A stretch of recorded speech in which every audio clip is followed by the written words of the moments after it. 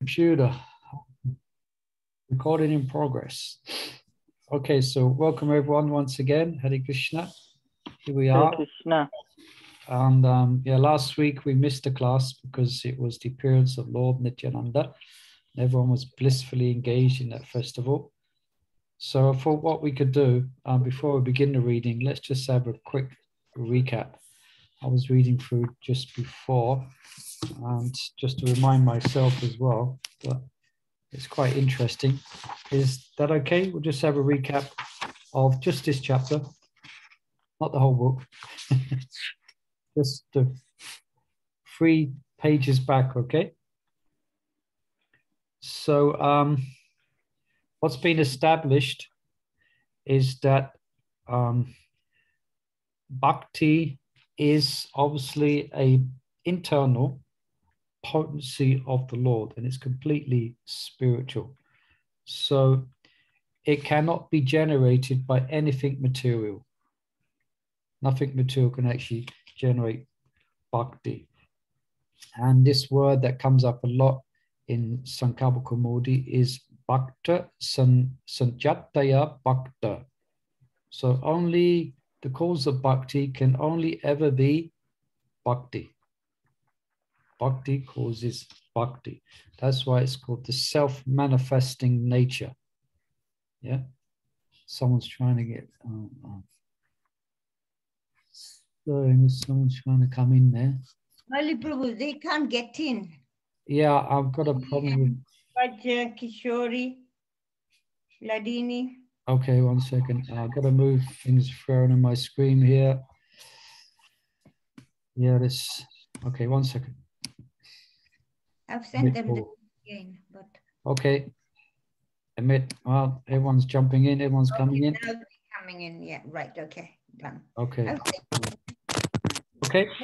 So. Great. Thank you. Bhakta sanjata de bhakta. So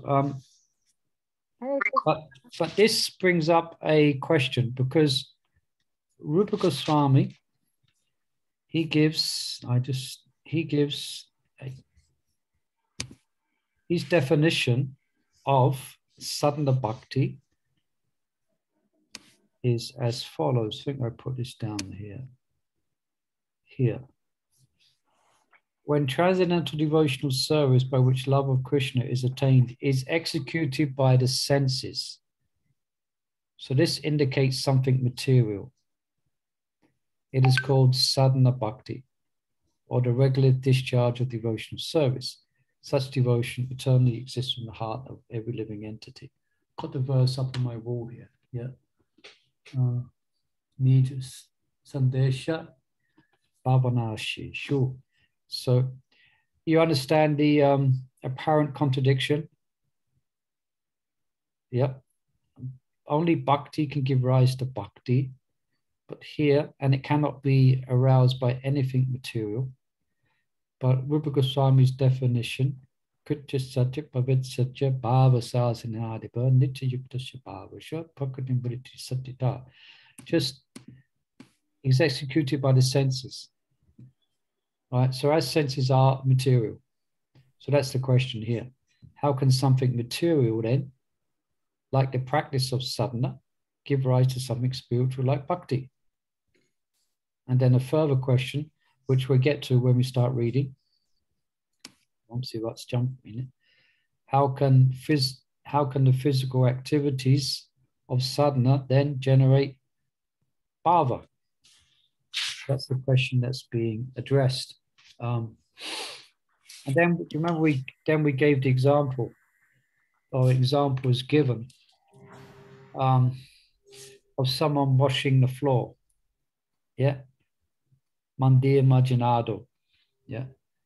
So, and we mentioned that there's so many floors being washed. I think we gave the example, sometimes we, in our temple, sometimes we pay people to clean the stairs or whatever, clean the reception areas. So there's a difference between their cleaning. Of course, they're devotees to one degree or another, but they may not be sadhakas. So a sadhaka cleans a floor, and someone who's not a sadhaka also cleans the floor. Yeah. Now, so what makes the floor washing in a temple? I've kind of given it away already by mentioning sadhaka and non-sadhaka. What makes the floor washing in the temple an activity that can give rise, that can awaken ecstasy or bhava? Yeah. And then Maharaj brings up some persons like Jai Mini. Interesting. Jai Mini comes up because he's the one who is asking about Brihat Bhagavatamrita, but that's another subject. Anyway, so we follow so far. So now an added doubt is here, a misconception that actually washing the temple floor is at best just good karma. Yeah, it will purify the mind, but it cannot bring you to transcendence. It's just a pious activities. Yeah.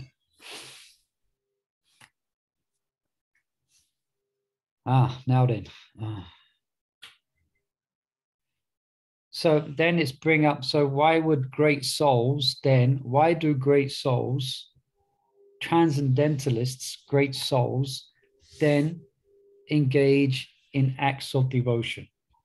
If it was nothing more than the material senses doing a material thing, and from it only comes piety and not transcendence. Yeah. You follow so far? Yes, a big roar of yes. We follow. Oh. Sorry, we all muted, that's why. Yeah, that's okay. So basically what's being explained here, there must be more to the activities of bhakti than the interaction of the senses and the sense objects. Sorry, Prabhu. Can I ask a question? Yeah, please. Yeah, I was about like cleaning the temple floor, but also it's supposed to be on the same level as Harinam or book distribution. So why would it just be a pious thing if book distribution is a transcendental thing? If they're all on the same level? Well, I mean, yeah, that's what they say. That's what some critics say. That isn't what we say. Cleaning the temple room floor is a completely transcendental activity. Oh, okay, that's what critics say. Yeah, okay. That's what critics say. Yeah, because they, so they say so some persons say the activities of the senses doing things, even if it's cleaning the floor or doing cooking in a temple, it's just the senses engaging in a material way, and that cannot give you transcendence. That's what they say. Okay. So, and then to go against that, we see great souls. Like what did Lord Chaitanya Mahaprabhu do in the Gandicha temple? Clean the floor. We're going to have that next week, aren't we? Or be just So why did he do that? Would he do just why did he do that? Is it just completely mundane? No, it can't be. So that's the question that's raised, or that's the doubt, and that's one of the proofs against it. So in other words, what's going on here? There must be something more to bhakti than just what is externally observed to the materialistic person. Yeah. Now, so then the answer is given. Let me just follow up on here. Slides. We're on 120 now. Here. So we're just getting to where we left off the last reading. Okay, just bear with us.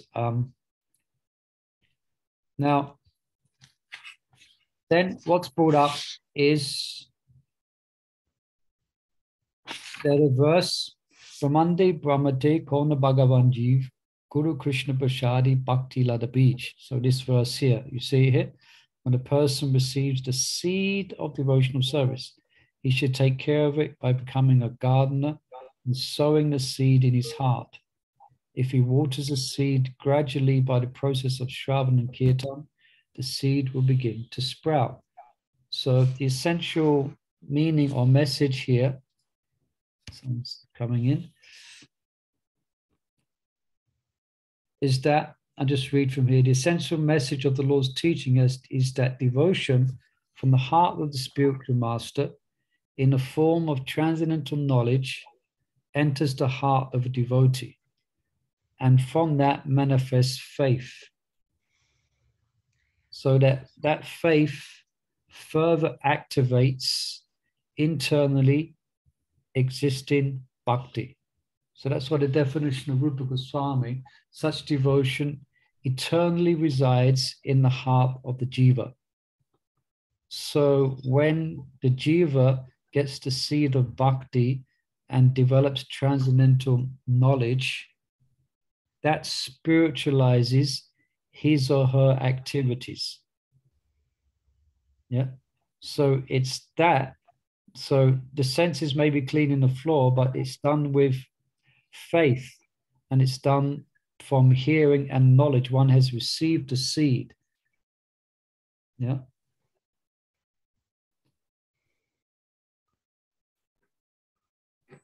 And yeah, let me read this paragraph here.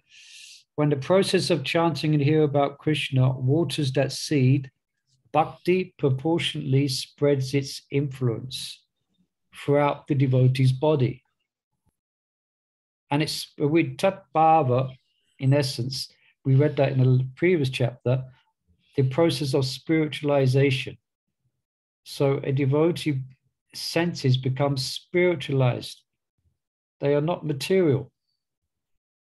So you understand, it's that bhakti coming from the seed from the guru, which through faith and knowledge transforms the devotee's body into a spiritual one, to one degree or another. And that's how ecstatic, or that's how the activities, say, of the senses, because it's not just Monday. Again, it's not any old person cleaning any old floor. It's a devotee who's taken the seed of devotion. Their senses and mind are spiritualized, full of bhakti. Yeah. So that in itself causes bhakti.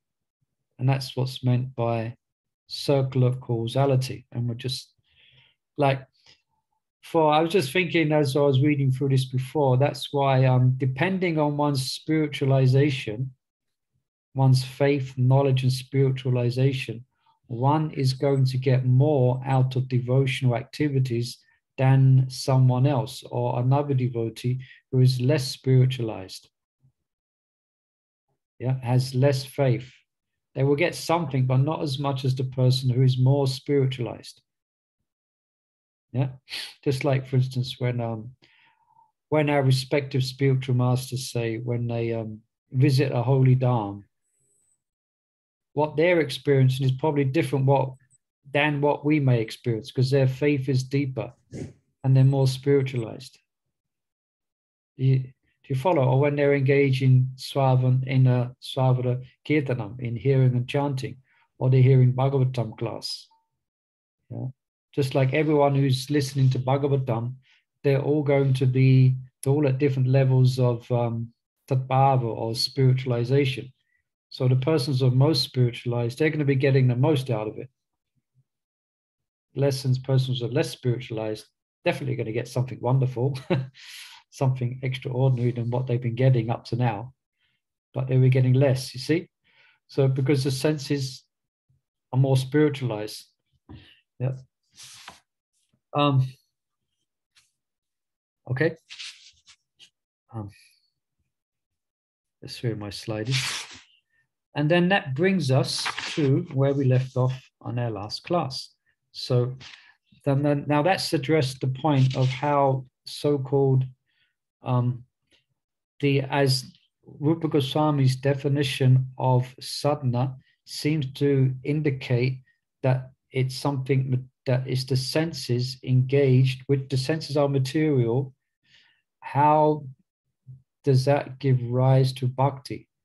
Now we just answered that. Yeah, the senses becomes actually spiritualized, become infused with bhakti. That's why it gives rise to, that's why the senses engage in the activities of cleaning the temple room with someone with faith, with this who's received the seed. That is a spiritual activity, and it gets spiritual back. You follow? So now the question that we left off with last week, and we just began reading, is how those activities generate bhava. You know, bhava, which means ecstatic love. How does it generate? In what way does it generate bhav? And in what way may it not generate bhav? And that's where we left off last reading. And so we're on page 122. Yeah. 122. And we read this, and I put a little picture in today. Here. All right, so let's just go up to the top of page 122. So those who have the book, you can raise your hand and you can read. Sahachari Mother, you have your hand. You can read from applied to how sadhana bhakti generates bhava bhakti. So this is interesting now. So how does that sadhana give rise to love, the seed of love? Okay. Applied to how sadhana bhakti generates bhava bhakti, circular causality looks like this. The operative cause bhakti received from the Guru awakens eternal bhakti in the disciple's heart, which as the immediate cause inspires an effect in the form of the devotee's acts of sadhana bhakti that are further energized by bhakti from the devotee's heart. This bhakti as effect then feeds back to further purify the sadhaka's heart, increasing the flow of bhakti in the form of cause, which then inspires more significant bhakti effects in the form of bhakti, imbued acts of devotion. This cycle of bhakti in the heart, causing bhakti saturated acts to release increased bhakti from the heart, eventually leads to the awakening of bhava bhakti, which then becomes the cause of bhava inspired acts. These activities of bhava bhakti feedback and cultivate bhava, which is a similar way quickly awakens prema and it acts of devotion, thus perpetuating a circular causality of bhakti ad infinitum. So to the, shall I? Carry on. So to the doubt that questions how the physical activities of sadhana can generate transcendental bhava bhakti, the summary response is the dynamic of circular causality enables bhava to be awakened not by the physical acts of sadhana bhakti, but by the devotion that is inherent in and inspires those acts. Yeah, so can I just pause there? So we've been having I'm also doing a reading of St. Calvin with some devotees in Scotland, Dennis. And we have bring up, because what was mentioning here, that it's the devotion that is inherent. So sometimes devotees think that by physically doing so much service, that that's going to give rise to bhakti. But it has to be accompanied with devotion. Do you understand what a misconception may be there? That if I just work, but if there's no development of devotion within, or there's, you understand, there's no actual, the faith is not there. One is, so it's, you understand the point there? Hare Krishna Prabhu, is it something you're doing just to get the work done? No. That's I mean that's what materialists do. Yeah. So they if you have the about the work, they just want to get it done. So yeah. Of course, we're busy and we got different devotional activities that we have to perform, so we have to be a little bit efficient. But we should, we shouldn't be. But we should be mindful that what we're doing. Love. Yeah, if we're doing it with a sense of devotion and attachment and appreciation, we're going to get more from the activity rather than, oh God, I'm so busy, got to get this done and get exactly. But it becomes difficult when we have lots of things to do. Yeah, Vamsi, did you have your hand raised? Yes, Murli Prabhu. When Maharaj says by the devotion that's inherent in those acts, I was thinking primarily about the 9 processes of bhakti. You know, there's Sarup Siddhi Bhakti, meaning like those activities that are inherently bhakti, like hearing, chanting, remembering. Aropa Siddhi Bhakti and Sangha Siddhi Bhakti. Yeah, so then Sarupa Siddhi Bhakti is basically the 9 processes of bhakti. So those activities are inherently devotional, and they really help in this process of bringing the devotion out of one's heart, right? Correct, but we also have to be devotion. We have to, have some faith in these processes of Shravanam Kirtan. I mean, they will have their effects, that's sure, but the effects will be dependent upon our level of faith and our level of knowledge in those acts, and also ekagrata, according to our ability to be absorbed in those acts. But that Sarup Siddhi Bhakti, that's referring to where that's a good you brought it up, because that's referring to this circular causality, where the reason you're doing bhakti is because you're inspired by bhakti you've already done. So you're doing more bhakti, and that inspires you more, and then and it's ad infinitum, it just goes deeper and deeper and deeper. I don't know if I answered your query, Vamsi, or was that a comment? Or? No, yeah. I was thinking more in terms of, like, for example, basically, our activities of sadhana, which is basically what this book is all about, which is hearing and chanting, etc., etc. Like you couldn't say that, like other services that we have, like, let's say management. If you're not doing your sadhana properly, then it's dependent. The devotional aspect of those services is dependent on the quality of your sadhana, right? Yeah. So that's kind of what I was thinking. That is what is being emphasized here. Yeah. And that's why it's recommended nasta preshu bhatreshu nityam bhagavata. We have to hear.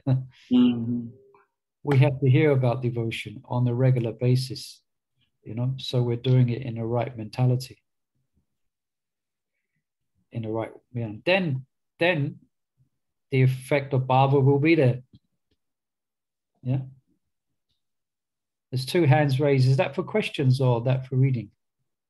If it is for questions, you can just unmute and ask.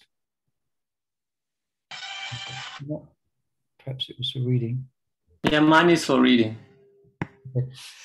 Okay, perhaps we can read on then. Sorry, I stopped there. Let's stop it in the midst of the reading. So Vamsi, you could perhaps pick it up here, the presentations above. The presentation above may require patience and attentive reading. However, upon careful introspection, a devotee will see how it, too, is in conformity with the axiom bhaktya sanjataya bhaktya. It is understandable that a new devotee does not immediately understand the process of the circular causality inherent in sadhana. He will be unaware that devotional service can only be performed by spiritual senses, and that such devotion has descended upon him by the mercy of Guru and Krishna. Instead, a neophyte devotee generally thinks that bhakti is a product of his corporeal or mental activities, the external functions of his material body. Sanatana Goswami suggests that this belief in the beginner need not be discouraged. By thinking my own tongue is vibrating the names of God and my own ears are hearing them, a devotee develops the faith and thus gradually surrenders his independence. By the association of saints, the neophyte eventually realizes that devotional activities like Sankirtan are simply the expressions of the Lord's mercy on him, mercy manifest through the agency of Krishna's own bhakti-sakti.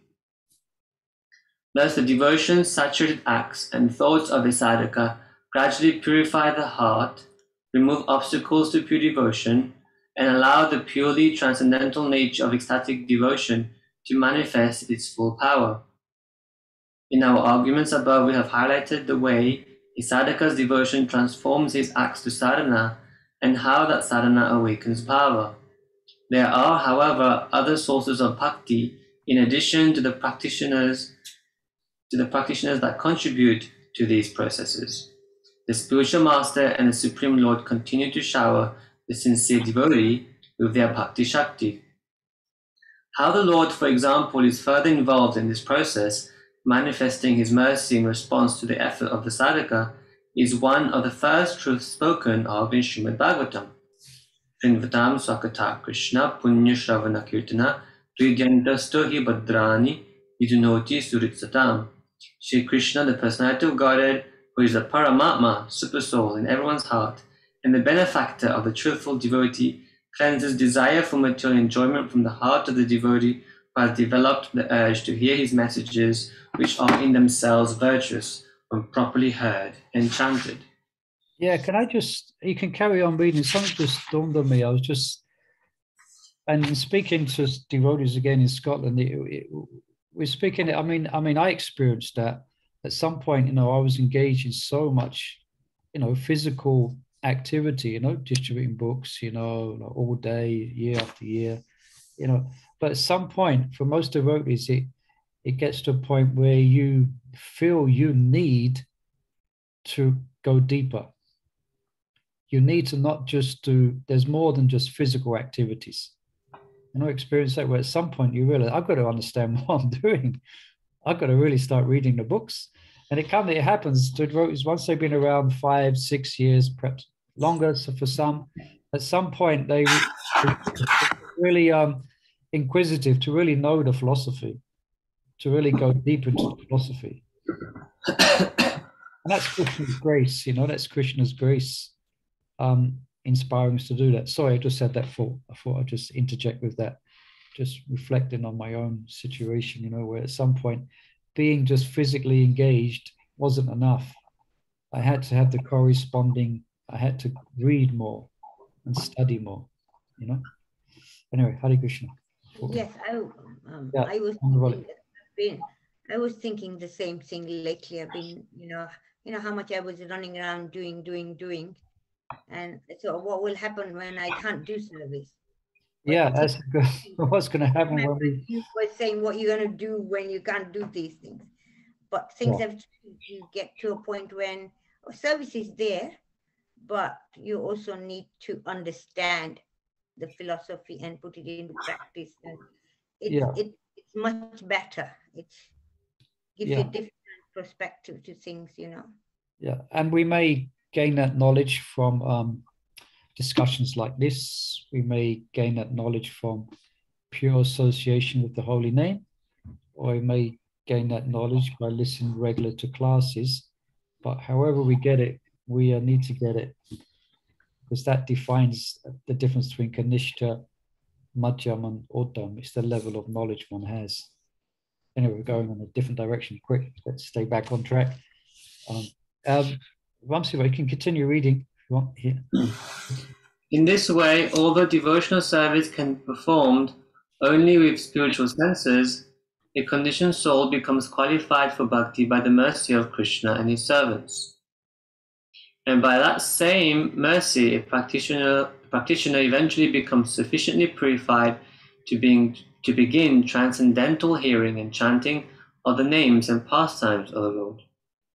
Having thus attained the stage of bhava, a devotee's body becomes completely spiritualized. Thus, almost like the residents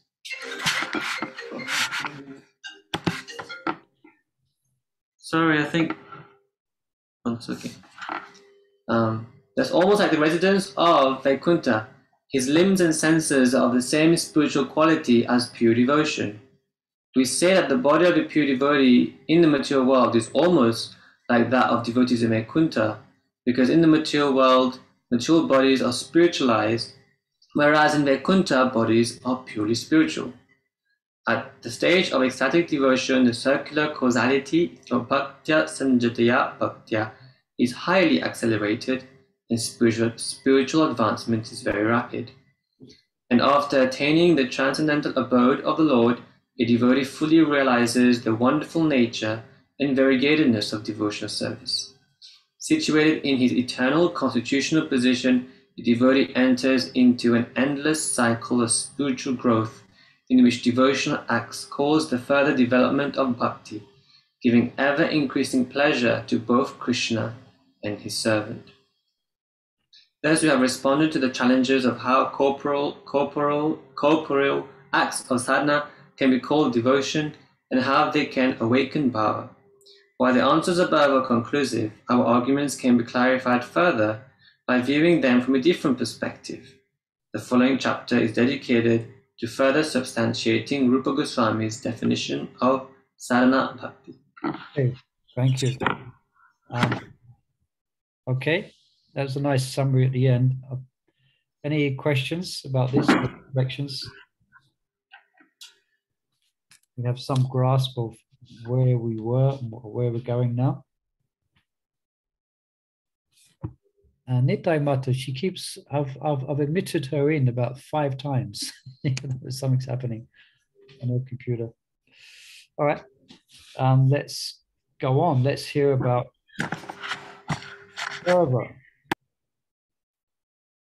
further understanding of this subject. Okay, anyone like to, who's got the hand up? I can see Mother Chandravali, you have your hand up. You'd like to read? Bottom of 1, 2, 4, under the 4 stars.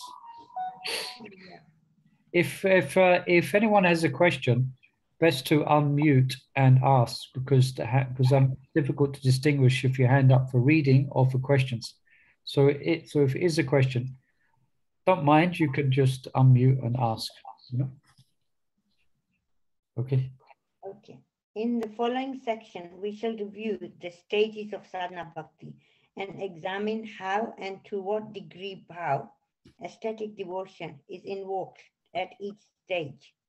Keeping in mind the circular causality described earlier, we shall now see that the kindling of the fire of bhava takes force at ruci, and even more so at asakti. In the gradual development of bhakti, starting with faith and concluding in love, sadhana bhakti starts at the stage of bhajana kriya.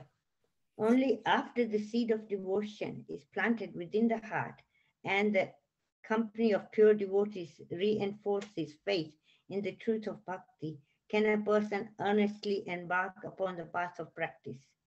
This path, however, is not without its obstacles. Reactions to past sinful and pious acts, as well as the reactions to offenses against bhakti and the holy name, make a devotee's initial effort unsteady. This unsteadiness is characterized by struggling with uncontrolled senses, difficult in upholding vows, and an artificial show of self-confidence. It is also visible through symptoms like distraction during bhajan and attraction to bad habits. In Madhurya Kadambini, Vishwanath Chakravarti Thakur describes 6 kinds of unsteady practice, anistha bhajana kriya, and their 5 visible symptoms. Only the association of pure devotees and the guidance of spiritual masters keeps an unsteady devotee on the path of bhajan, a path that sometimes feels to him like crossing a stormy ocean in the rowboat. Yet the power of 9 limbs of devotion, or even the power of just one, shines through the clouds of unwanted habits to gradually dissipate a practitioner's troubles. Chaitanya Mahaprabhu says, when one is encouraged in devotional service by the association of devotees, one becomes free from all unwanted contamination by following the regulative principles and chanting and hearing. When disturbances caused by piety, sins, and errors in bhakti are completely extinguished and the majority of offenses to the name are subjected to systematic eradication. At that time, devotional practice becomes steady. This steady devotional service is known as Nishta Bhajana Kriya or Nishta. The above mentioned stepwise development of devotional service is described as Anishta Bhajana Kriya, Anasa Nivritti, and Nishta Bhajana Kriya.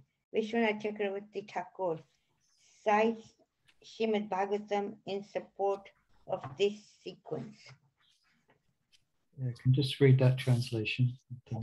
Shri Krishna, the personality of Godhead, who is the Paramatma, Supersoul in everyone's heart, and the benefactor of truthful devotee, cleanses desires for material enjoyment from the heart of the devotee who has developed the urge to hear his messages, which are in themselves messages when properly heard and chanted.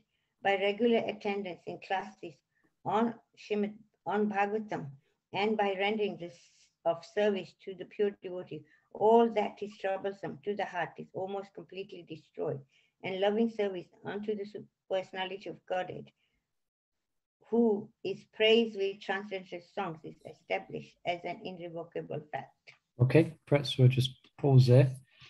Any reflections or questions on that? Just the basic outline of the different stages of devotion is given. This book is a favorite book of devotees. It's only a small book. I think we mentioned this before. But it's very encouraging. Yeah. So we're bound to get things wrong in the beginning. It's only natural in one sense, because we're coming with baggage and we make mistakes. We may even offend the holy name. We may make offenses to devotees as well. Yeah. We might execute devotion service wrongly. We may be dealing with, we are dealing with anarthas coming from being in the material world for countless billions of kalpas. But if we just continue, not just externally, but we just continue it like here, the power of these 9 limbs of devotion, which Vamsi Bhatt was mentioning, Sravanam, Kirtanam, Vishnu, if we hang on to them, somehow it's going to pull us through. Yeah, somehow it's going to pull us through. That's why some devotees, some senior devotees, their conclusion is, after practicing for many years, is just stay in association of devotees. Just stick with it. Yeah, no matter how hard it may be at times, stick with it. Cling on to one of these angas of Shravanam Kirtanam, you know? Yeah. And then if we can do that, then gradually the storm will calm. Gradually the storm will calm, and we will become more steady. And we will come to the stage of steadiness. Because that's what's going to be needed to invoke, you know, bhava and those, and to ruci, as Maharaj has mentioned, ruci, bhava. Yeah. Yeah, and as Nectar of Instruction says, Rupa Goswami says, nishtaya, to be patient as well. Any comments on that or any reflections, questions?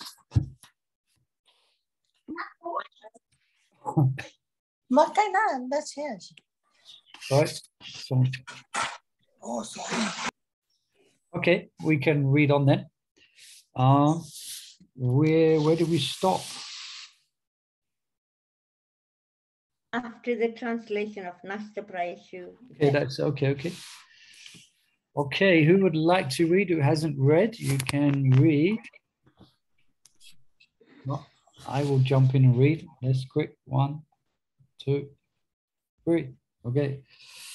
The desirability of steadiness is in its consistency to purify the practitioner through devotional activities performed by the mind, body, and tongue, especially through Nam Sankirtan. Yeah, so I'll try and not comment, but I couldn't help resist it. So the more we pay attention, the more we will get purified.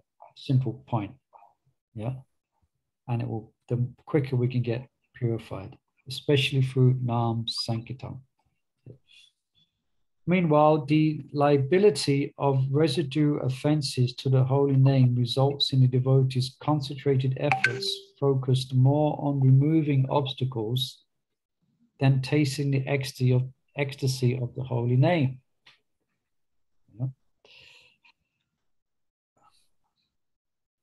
Yeah, if one is offending Vaishnavas, then their whole devotional life is just overcoming those obstacles. They're not going to be tasting ecstasy of the holy name. They're just going to be dealing with obstacles which they have created. Yeah. So Sukadeva Goswami explains how offenses obstruct tasting the sweetness of Krishna's name, and this is a really this verse is a heavy verse. Taram samsaram hridayam batedam yad krena mane harinam na vikriyate dayata vikaro netrajalam katparo heshuha. So I think devotees might know what's coming. Some of you got the book, so you know, but we just did that. Actually, we did this book with Nam last okay, yeah. Canto 3, yeah.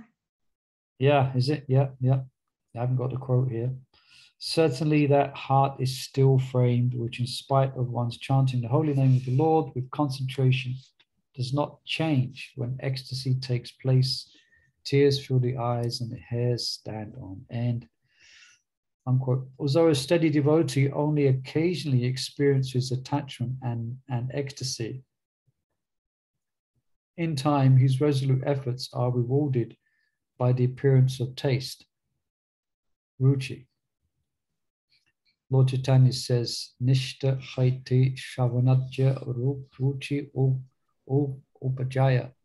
When firm faith in devotional service awakens, a taste for hearing and chanting also awakens. In the devotee's journey to bhava, the devotional stage of ruci is significant in many ways.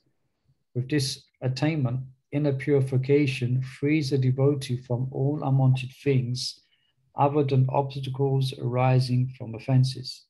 Indeed, ruci has such force that reactions to nama parad in their entirety are subjected to eradication. The result is an extraordinary relish for hearing and chanting, a relish that dwarfs the taste for anything else. It can be said that the devotee who has risen to this stage of devotion becomes addicted to the practice of devotional service, as a result of which he is freed from fear, lamentation, and illusion. One may argue that attention to bhakti at nishta is already unflinching. However, attention at ruci is different, and that difference is found in the underlying cause of ruci. At steadiness, a devotee is generally attentive in order to free himself from obstacles to attaining bhava. Such motivation, however, is a characteristic of regulated devotion, and so does not yet reflect the spontaneity characteristic of pure love. Indeed, it restricts it. By contrast, let's go to the bottom of this page. By contrast, a taste, natural attraction for hearing and chanting and remembering are a devotee's motivation. This is this is Sarup Siddhi Bhakti. Yeah, that's the motivation, the taste you get from the activities of bhakti. By contrast, a taste, natural attraction for hearing and chanting and remembering are a devotee's motivation, a motivation that is also the primary characteristics of bhakti. Oh yeah, it's Sarup Lakshan. Thus, at taste, a devotee's attention is not only natural, but also the unequivocal sign of the dawn of bhava bhakti. As with every stage of devotion, taste is realized in varying degrees. When ruci attains a substantial depth, a wonderful transition takes place. The object of one's attraction shifts from bhajan to Krishna. Okay. Any thoughts on that? Any reflections? Are there any questions?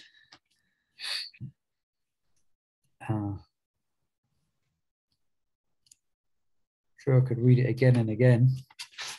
Yeah, especially the last paragraph. Yeah. As with every stage of devotion, taste is realized in varying degrees. Yeah, and that's why, I mean, I always bring it up, but we have to, we should observe this in our respective spiritual masters, in the senior devotees. You know, the amount of ruci they have, and the next stage is a shakti. But let's just say ruci. It's something which is, it's like a drug addict needs his drugs. You know, it's more important. It's more important for, not important because importance gives a sense of variety, but for them, it's like breathing, is hearing and chanting about Krishna. They cannot do without it. And it's not as if they are spontaneously drawn to it. They don't have to, yeah, they don't have to. It's not like someone at the stage of Vaidhi. Oh, I've got, okay, I'm definitely going to chant. I'm going to try and chant 32 rounds a day. Okay, I'm going to read for now. They're just automatically going to go there because they have, for them, it's life. Nothing else gives them life. Nothing else gives them, satisfaction other than hearing and chanting. That's that. Once you explain to us that at the moment when we're chanting, we're making an effort in chanting, like seeing the form of the deities and that. But you said as you advance, then Krishna will automatically be there as you're chanting, you know. Yeah, to one degree or another, it won't, because it depends at the stage you're chanting. At bhava, the experience is different. The prema is completely different. But yeah, that's in essence. So again, I mean, I've mentioned it before. I mentioned him before because I think Indra Swami, if you watch him, just like watch him speak and observe how much taste he has for like what he's doing. He's like a young boy in a sweet shop. He's so excited about what he's reading and sharing. You know, you see his big smile in his face, and he's kind of, it's like self-evident, you know. And I also respect it, you know, how I respect the spiritual master of Shivaram Swami, how much, you know, his whole life is about writing and bhajan and studying and chanting, you know. There's taste, minimal taste, we could say. Yeah. So that that will come hopefully through attaining different stages. Yeah. Especially we will concentrate on being fixed, nishta. You know, as we continue with the activities. That's why it's also mentioned that devotees who've got taste, then they never get tired. Tiredness doesn't affect their devotional activities. Yeah, I just because it's waking their soul. They're getting a special relish from it. So of course, you know, if a devotee's been in kirtan for like 18 hours, then he's gonna at some point. Even the associates of Mahaprabhu at one point would get tired. That's something else. But the activities of devotion are refreshing and drives away any ignorance, like, you know. It's, you know, it's like in the beginning, devotees have in the beginning, like I observe in the ashram, you know, one of the beginning stages of devotees who first join the ashram, generally they sleep like anything. They could sleep for 3 hours after the morning program, another 2 hours in a day. You know, just sleep. But devotees have got more of a taste then. And devotees experience it when they're on book distribution or you're on a festival or something like that, and you're getting a taste for it, you know. And even though you're tired, you just don't want to stop. You just don't want to stop because it's so relishable, you know. So that may come and go, as Maharaj said. At steadiness, devotees occasionally experience attachment and ecstasy. Occasionally, yeah. A stage of ruci. That is part of your daily. It's part of your devotional mood now. You know, you are getting a taste. Yeah. And then it transforms, as Maharaj mentions. So when that transforms specifically to Krishna, the personality of Krishna, that's the next stage, the next page, which is a Shakti. Yeah. Should we read about that? Anyone want to read about Shakti? Hare Krishna. Any readers out there? You can read again if you've read before, not a problem. I like to read. Yes, go ahead. See, he's got taste, you see? No, have taste He really wants material things. I need to get through life. Go on. Okay, that transition heralds the next stage of devotion called attachment or asakti. Whereas at ruci, the inspiration for bhakti came from the acts of devotion, at asakti, inspiration comes primarily from the object of devotion and secondarily from devotional practices. Lord Kapila describes asakti in this way. Cheta kalvasya bandhaya muktaye chatmano mratam guneshu shaktam bandhaya katam va pumsi muktaye. The stage in which the consciousness of a living entity is attracted by the three modes of material nature is called conditioned life. But when that same consciousness is attached to the Supreme Personality of Godhead, one is situated in the consciousness of liberation. As mentioned previously, the original gift of bhakti is received by a devotee in the form of the seed of the creeper of devotion. That seed, which is cultivated through subsequent stages of sadhana bhakti, is also known as the seed of affection, because it is the original source of transcendental emotion that is known as bhava or ruci. The Supreme Lord comes under the control of such affection. When devotion is raised to the stage of asakti, it becomes especially glorious, for it hints at the transcendental attachment that will soon appear bhava. In other words, at attachment, the seed of ecstatic devotion begins to sprout. And as it does, it signals the divine transformations that take place at the subsequent stage of ecstasy. Lord Chaitanya says, Asakti haite chitte janme Krishna priti ankura. From that attachment, the seed of love for Krishna grows in the heart. Attachment may be regulated, spontaneous, or a combination of the two. However, the stage of asakti is certainly favorable soil in which to cultivate a natural inner attraction for following the residence of Raja, while simultaneously conducting oneself externally as a neophyte. If truth be told, such attachment is like a forceful river that sweeps the mind of the practitioner away from material thoughts while simultaneously polishing the recesses of the heart. As attachment intensifies, so too does a devotee's desire to serve Krishna in one of the 5 mellows of devotional service. And because Krishna comes under the control of such devotion, the seed of love, bhavankura, blossoms by Krishna's grace, making itself known in the form of bhava. The indication that the seed of transcendental emotion has matured within a devotee's heart will be visible in his conduct. A devotee's disposition will then be characterized by 9 symptoms such as detachment, an absence of false prestige, and care that time is never wasted. The grace that makes the seed of attachment blossom generally manifests through a Vaishnava or Vaishnavas.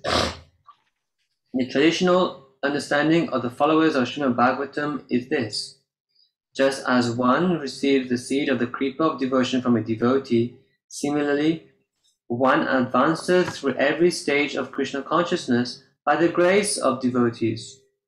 Chaitanya Mahaprabhu says, Krishna Bhakti Janma Mula Haya Sadhu Sangha, Krishna Prema Janme Tenho Puna Mukhya Anga. The root cause of devotional service to Lord Krishna is association with advanced devotees. Even when one's dormant love for Krishna awakens, association with devotees is still most essential. In summary, the purification of unwanted things in the heart takes place through assiduous chanting and hearing of Krishna's names, qualities, and pastimes. Bhaktivinoda Thakur calls anartha nivritti the test of the development of devotional service and the preliminary symptom of the awakening of love. Freedom from gross material contamination leads to firm faith, which in turn allows one to scientifically scrutinize the truths of devotion and the means to attain them. Nishta is also the inspiration that nurtures the progressive desire for ecstatic devotion. Through Nam Sankirtan, a steady devotee manifests a partial token of bhava in the form of taste, and the subsequent fondness for devotional service helps his bhakti mature into attachment. At asakti, the seed of bhava is fully present in the heart, its influence visible in a devotee's eagerness for Krishna and in his saintly conduct. The seed of bhava needs only the touch of transcendence to make it sprout, a divine intercession made possible by the grace of Krishna, his devotees, and his benevolence. Right. That's a Hare Krishna. So we finished this chapter, Circular Causality. Next chapter is further definition, questioning the definition further. So Maya's going to go more deeper into this subject. But any reflections on what Vamsi Prabhu just read there? Perhaps Vamsi Prabhu, you can just give a little, what did it say? In your own words, what would you say was explain there as best as you can? The Maharaj is describing what's happening at Asakti, and definitely Asakti is definitely your sadhana, your Krishna consciousness, whatever you do in Krishna consciousness is inspired by the personality of Krishna himself. Yeah. And obviously, naturally, that means if you're being inspired by the personality of Krishna himself, that means at Asakti, as we know, that's beyond Nishta, beyond Ruci. That means one is realizing to some degree who they are in the spiritual world. And therefore, Maharaj points out that is the favorable, Ashakti is the favorable soil for one to cultivate one's, one's attraction to following the residents of Vrindavan. Yeah. Yeah. Like that. And he describes that how Asakti, how is it going to blossom into bhava? And he makes the point there that happens by the mercy of the Vaishnavas. And Maharaj makes the point that actually every step of our Krishna consciousness, it is the mercy of Vaishnavas that's going to help you go from one stage to the next.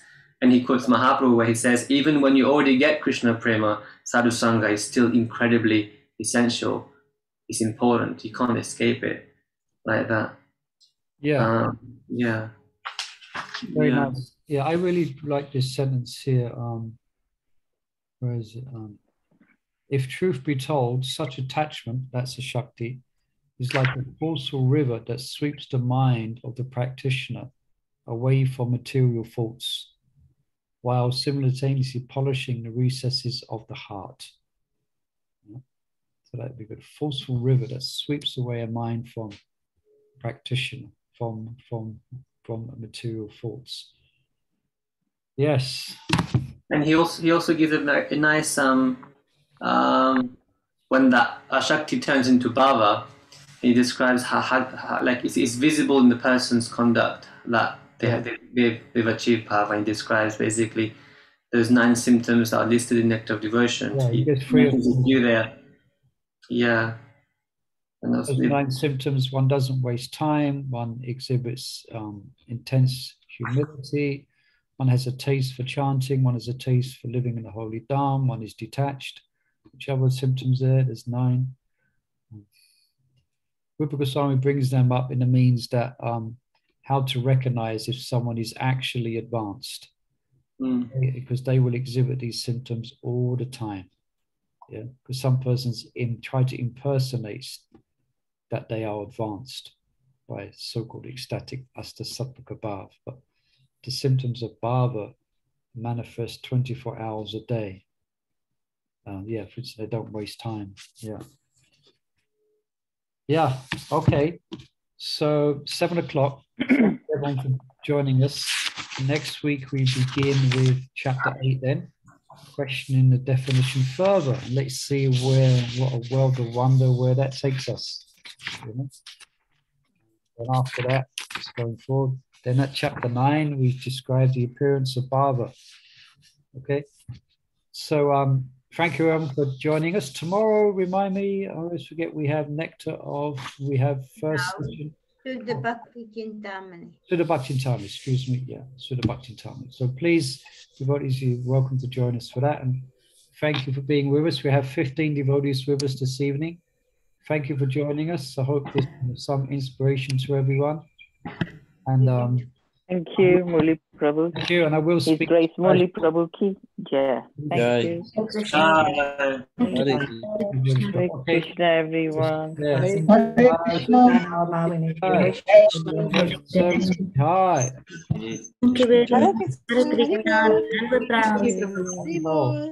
I'm going to press end in 3 seconds. 1, 2, 3. Haribol. End meeting for all. Hare Krishna.